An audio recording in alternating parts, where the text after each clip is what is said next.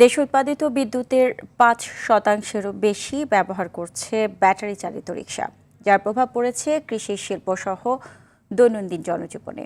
Battery চালিত নিয়ন্ত্রণহীন এই বাহনের বিষয়ে সঠিক কোনো তথ্য দিতে পারছে না বিদ্যুৎ বিভাগ সহ সরকারের কোনো দপ্তর।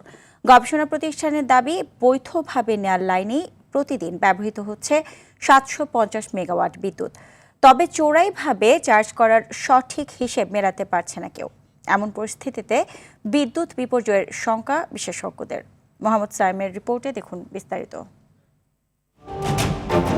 রাজধানী সহ সারা দেশে এভাবেই চার্জ দেওয়া হচ্ছে ব্যাটারি চালিত রিকশায়। এলাকাবাসী বলছেন, এসব চার্জিং পয়েন্টের বড় একটি অংশ চোরাই লাইন।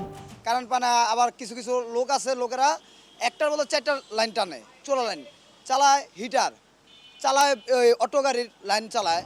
সিপিডির গবেষণা বলছে, এই বাহনটি চার্জে প্রতিদিন বৈধভাবে ৭৫০ মেগাওয়াট বিদ্যুৎ ব্যবহৃত হচ্ছে, যা দেশের উৎপাদিত বিদ্যুতের ৫%। তবে অবৈধ বা চোরাই পথে ব্যবহৃত বিদ্যুতের সঠিক কোনো হিসেব নেই সরকার বা কোনো গবেষণা প্রতিষ্ঠানের কাছে। এ খাতের যে এক্সপানশন হয়েছে সেটা অনেকটা আনরেগুলেটেড ওয়েতে হয়েছে, এবং এ কারণে গভর্নমেন্টের কাছে ফুল ডিটেলসও নেই বাংলাদেশে এক্স্যাক্টলি কতগুলো ইলেকট্রিক থ্রি হুইলার আছে। কোনো সংখ্যা বলে ৫ মিলিয়ন, এটা বেশিও হতে পারে।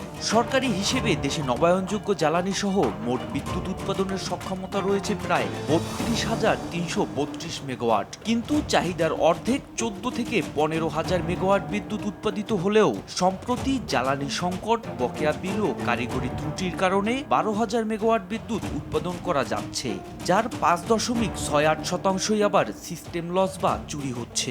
একটা জায়গায় হচ্ছে বাড়িতে চার্জ হওয়ার কারণে রেভিনিউ লস হচ্ছে, আর আরেকটা যেটা হচ্ছে অবৈধভাবে যদি হয় তাহলে সেটা সিস্টেম লসে চলে যাচ্ছে।